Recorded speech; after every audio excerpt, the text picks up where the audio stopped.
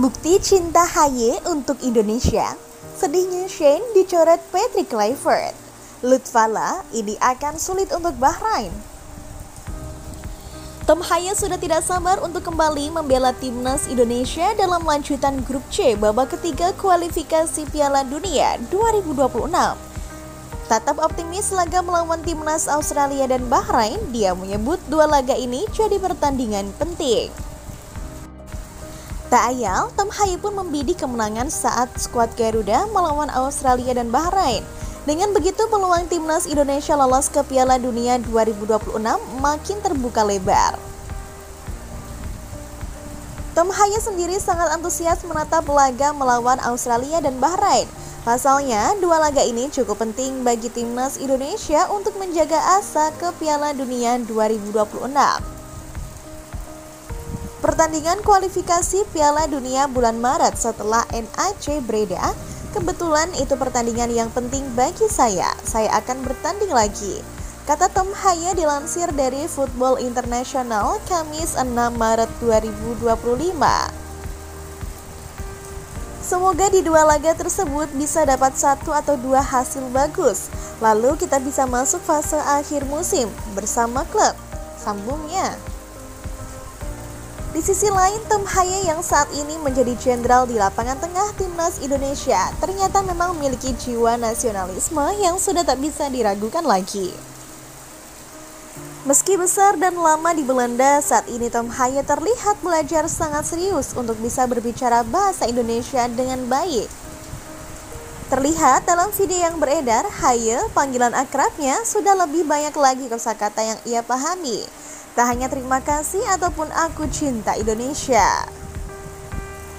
Ini dilakukan Tom Haye supaya bisa lebih mudah berinteraksi dengan para fans timnas Indonesia, serta bisa lebih bangga mengenalkan bahasa Indonesia di Belanda.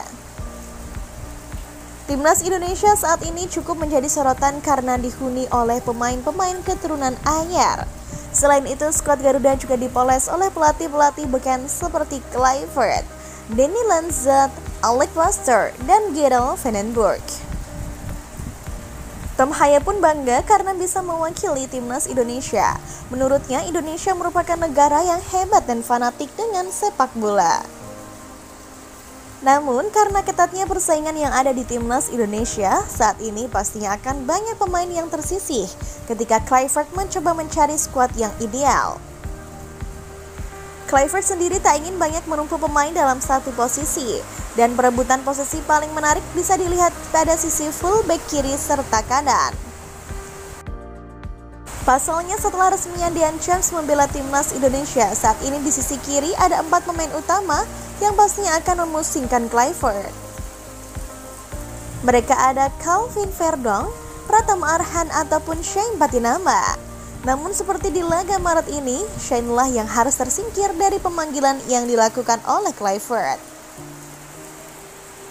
Pasalnya, Shane Patinama kirim kode tak dipanggil Patrick Kluivert untuk laga timnas Indonesia versus timnas Australia dan Bahrain. Pemain milik KAS Eupen ini mengunggah sejumlah foto dan caption di akun Instagramnya @patinama Kamis 6 Maret 2025 malam waktu Indonesia bagian Barat. Dalam foto itu, ia membagikan keseruan saat proses syuting salah satu produk di Indonesia. Shane Patinama juga membagikan momen bahagia bersama timnas Indonesia lain yang juga mengikuti proses syuting, Sandy Walsh.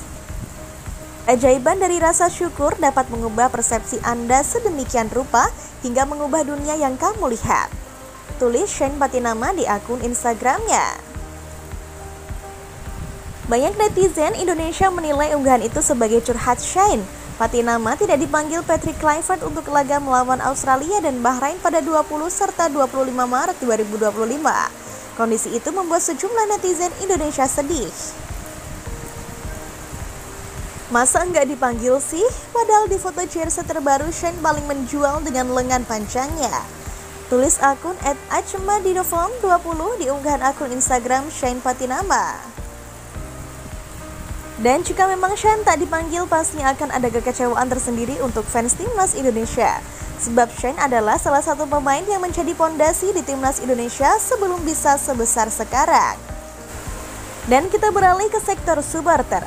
Keren yang menjadi basis supporter terbesar Indonesia saat ini ternyata tengah membuat koreo yang mengerikan khusus Bahrain di tanggal 25 Maret.